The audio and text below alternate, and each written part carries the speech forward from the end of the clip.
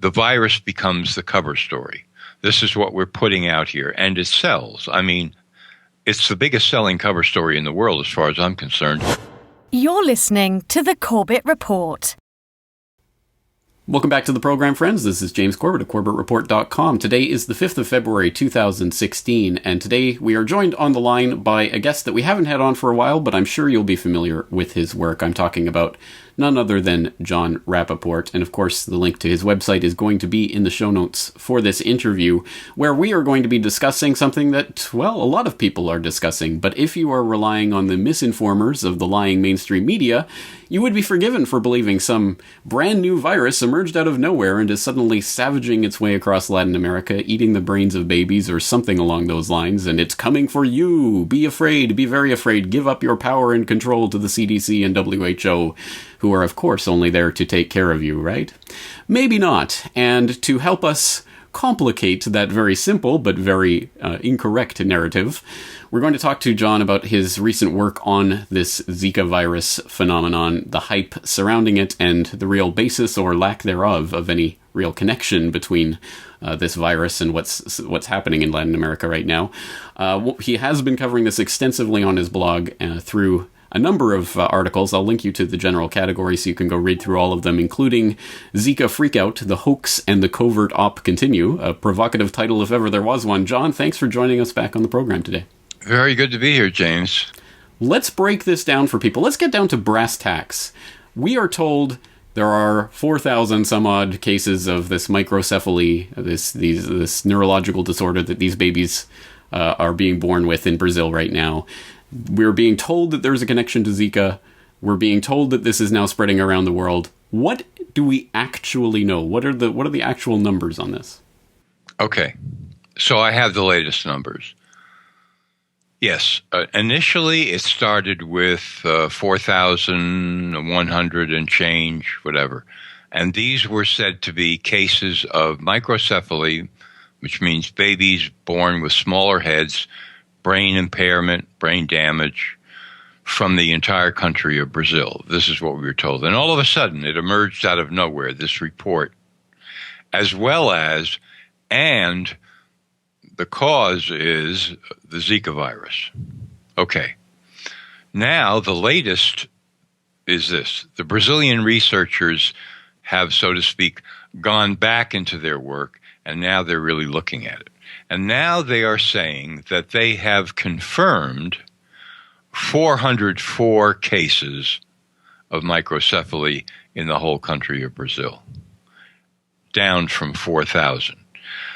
But of those 404, it could be, and they're saying this, some other kind of central nervous system impairment. So even that figure is dubious. But let's accept it. 404 cases of microcephaly in Brazil. Then they are saying that of those 404, they have found, quote, a relationship to the Zika virus in 17 cases.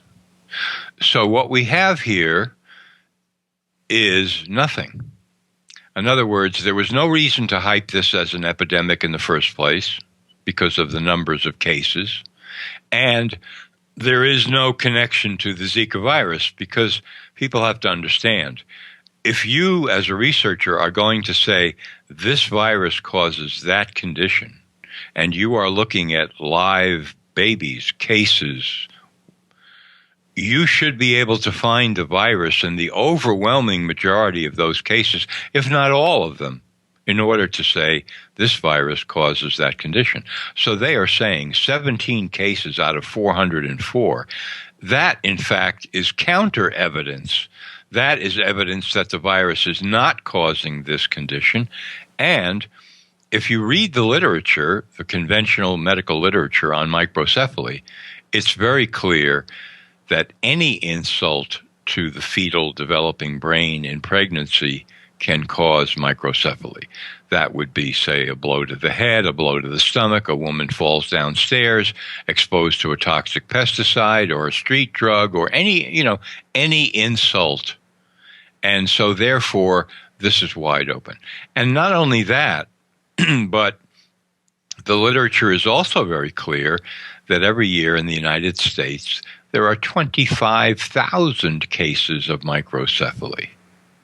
So wait a minute, we're comparing here year after year, 25,000 in the U.S., nobody raises a peep. Now we're looking at 404 probable cases of microcephaly in Brazil with a population of 200 million. No connection to the virus, and we're told this is a worldwide epidemic. 1 million cases, we're going to see 3 million. And I'll add just one more thing here for my opening shot. When they say we are predicting all these millions of cases, you see, what they're simply saying is that the Zika virus could be detected by, say, an antibody test or some other test in people all over the world. Well, the virus was discovered in 1947. It could have existed on this planet for 100,000 years. Who knows? Gone around the planet a dozen times, 1,000 times, 1 million times. Could be everywhere. Typically, and you see this again in literature, never been considered significant, causes mild illness with few symptoms, no treatment. You just kind of grind it out for a few days and you're fine. So to say, oh, look, this is going to be incredible with all these cases of Zika, that is completely deceptive, because who cares? Because there's no connection that's been found even remotely to microcephaly. So let me just make sure I completely understand this. Of those 404 cases of confirmed microcephaly in Brazil since this outbreak supposedly started, only 17 of them, they've been able to confirm the presence of the virus in those victims?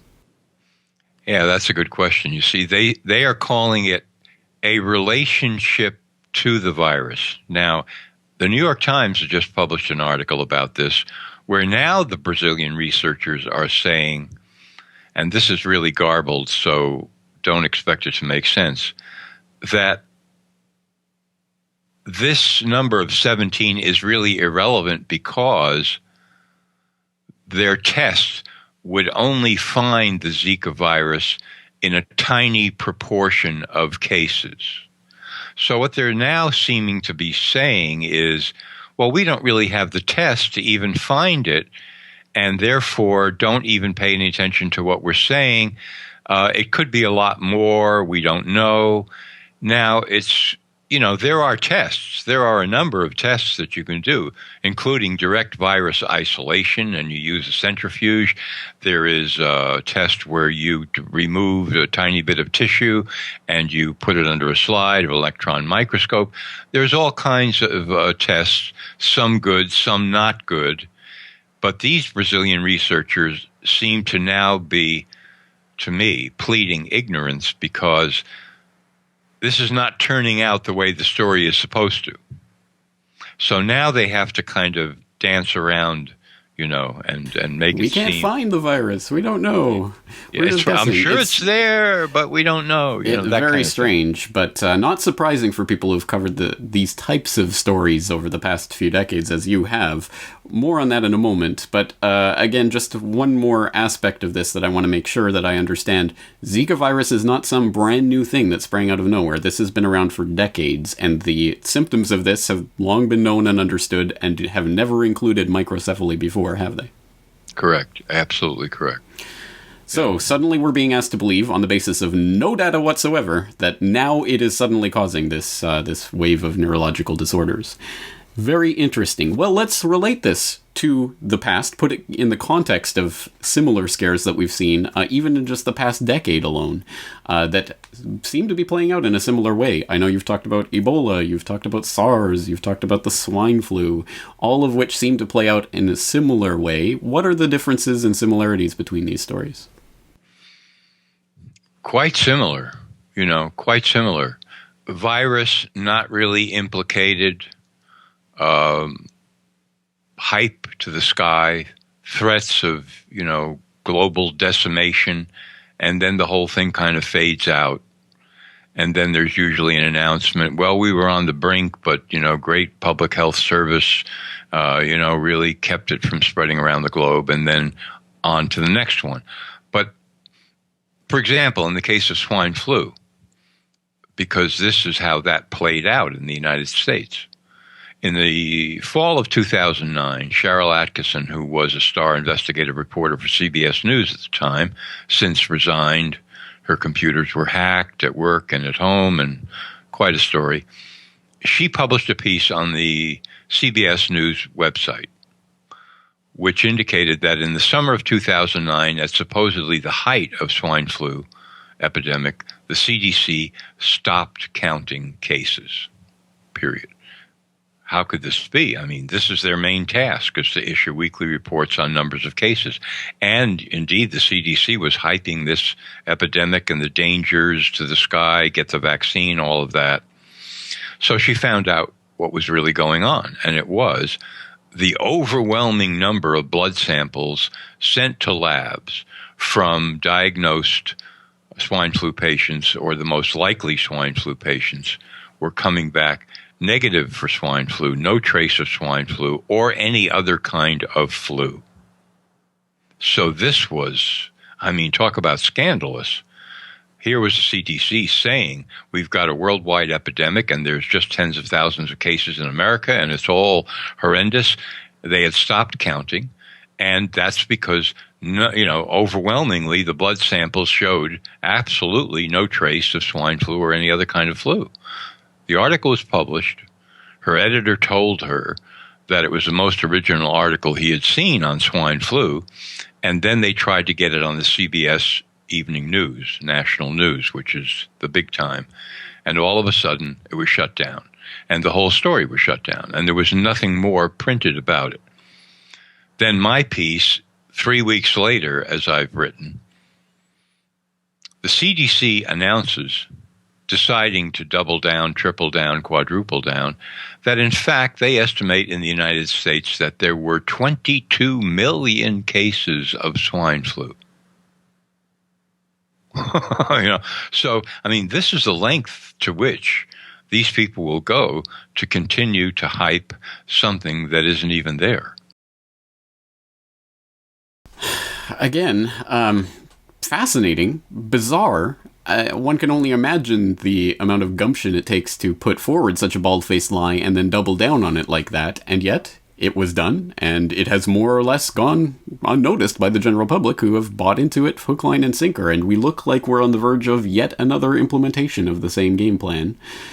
Here's something that I find exceptionally interesting that I haven't really seen a lot of focus on, is that in the official WHO announcement of the public health emergency that they've now declared regarding this matter, the official press release talks not only about microcephaly, which everyone is talking about, the neurological disorder, but Guillain-Barré, which, as far as I know, isn't that primarily a adverse vaccine reaction type of syndrome? Why are we suddenly looking at Guillain-Barré as being related to the Zika virus? I have no idea. But yes, the reason that phrase, Guillain-Barré, became famous was because back in the 1976 swine flu scare, when the president of the United States decided that everybody had to be vaccinated, and then later they found out that the whole thing was just nonsense, that it wasn't swine flu at all, and there were just very few cases anyway. And the whole thing was just a fiasco and a disaster. There were people who received the vaccine and, suffered from Guillain-Barré syndrome, and it was extremely serious. So that's where the public became aware of this. Now, I've looked at the literature. It seems like they're saying Guillain-Barré could develop for other reasons, but it certainly can be a vaccine reaction, no question about it. Well, that again is quite instructive, because the 1976 swine flu vaccination program gone wrong, as if there was a way for it to go right, I suppose. 2009 swine flu scare, of course, generating a lot of vaccine-related profits. And in the outbreak of this latest Zika craze, of course, what is the first reaction that we got a couple of weeks ago was the U.S. is now scrambling to develop a new vaccine for Zika. obviously, there is a profit motive here. We can speculate about whether that's connected directly to this or whether they're piggybacking on the hype. But at any rate, it seems like there's a direct relation between these types of events and the vaccine industry, isn't there? Sure, absolutely. I mean, it's you go left and then you go right. I mean, it's a dance. First, you announce the gigantic epidemic, and then you rush to develop the vaccine. I mean, it always follows that pattern. Now, they don't always come up with one. And there are statements that this may take much longer to develop a Zika vaccine, et cetera, et cetera, et cetera. But no reason is ever given for that, you see. In some cases, it's like, well, it's a snap. We take the virus, we do this, and here's the vaccine. In other cases, they say, oh, no, it's a difficult and so forth. But they don't say why. But yeah, sure, the profit motive is definitely involved, and we could speculate about a number of other things. But one of them, if you really want to get down to brass tacks, is Brazil is the largest user of pesticides in the world. Largest. And some of the pesticides that they use are banned in 22 other countries. So now we are talking about giant agri-farms. We're talking about Monsanto and Roundup. We're talking about atrazine, a very toxic pesticide. And I have found a study and summarized it where there was a connection drawn between that pesticide and microcephaly. So, I operate, by this point, having been around the block so many times, the virus becomes the cover story. This is what we're putting out here, and it sells. I mean, it's the biggest selling cover story in the world as far as I'm concerned. It works fantastically. People are afraid. They're scared. You can create fear with talk about a virus. So therefore, that obscures why people are actually getting sick and dying from whatever the condition is. And we can go into motives and who's doing it and why, but I mean, that is a pattern. It certainly is, and I think that's absolutely 100% something that we need to keep clear in our minds when we're looking at this, that the possibility exists at any rate, even if these people are angels descended from heaven to look over public health and make sure that we're all healthy, they could still just get it wrong and be using this as a cover for their own ineptitude. At the very least. Another angle that I thought was particularly interesting that I know you've written about is the TDAP vaccine angle, talking about how, as part of a public health campaign worrying about pertussis in young infants, the Brazilian Ministry of Health mandated in late 2014 the introduction of the TDAP vaccine for all pregnant women in Brazil. And lo and behold, 9 months or so later, we start getting all of these reports of the microcephaly. Talk about the TDAP vaccine and its possible relation to this. I've heard and read and trying to find out, recommended or mandated. I still am not clear. I know they recommended it in 2014 for pregnant women in Brazil, and of course, that immediately raises a red flag. But again, we come back to this. How many cases of microcephaly are we actually talking about in Brazil? Because if we're really not talking about that many, then the whole game is different. If there really were an outbreak, suddenly, 4,000 cases and et cetera, yeah, I would be paying much more serious attention to this vaccine as a cause. However, I don't want to make light of this because this is a vaccine that traditionally, it's been done in different ways, DPT, and this is now TDAP, and so forth and so on, has caused some horrendous effects in people. I mean, all kinds of damage and so forth. And so what I would like to do in this situation is to take this vaccine, the genetically engineered mosquitoes. There's been a pilot release of these in Brazil. Oxitec is the company. Bill Gates has put in a few $1 million into Oxitec. These various other explanations, shall we say, and say, yes, these are things that we need. This is serious stuff here. No safety studies, of course, done before releasing these mosquitoes, and that's a whole other sort of nightmare. It's just like GMO food. Oh, we can introduce these crops without any safety studies because we know there's not a problem when there is. But to make the connection between that and the microcephaly, I always want to say, let's go back to the beginning. Let's make sure first that we know how many cases exist. And so far, we've got at best 404. That's a good point, because, of course, we always see the alternative media scrambling around, taking the bait, as it were, just accepting that there is this microcephaly phenomenon, and then just going up based on that and then speculating. So, say that again like 100 times. Yeah. You see, I've been urging people for years, please, don't get on the train at the beginning. Don't you see? They've got you if you accept their initial premises. That's how you get, into these weird places. They tell you there's an epidemic. They tell you the cause. Please stop. Show me there's an epidemic. Show me there's a cause and how you know it. Before we go further, before we say, I'm accepting the premises, I'm accepting the story, and now I'm going to find alternative explanations based on my acceptance of the initial story.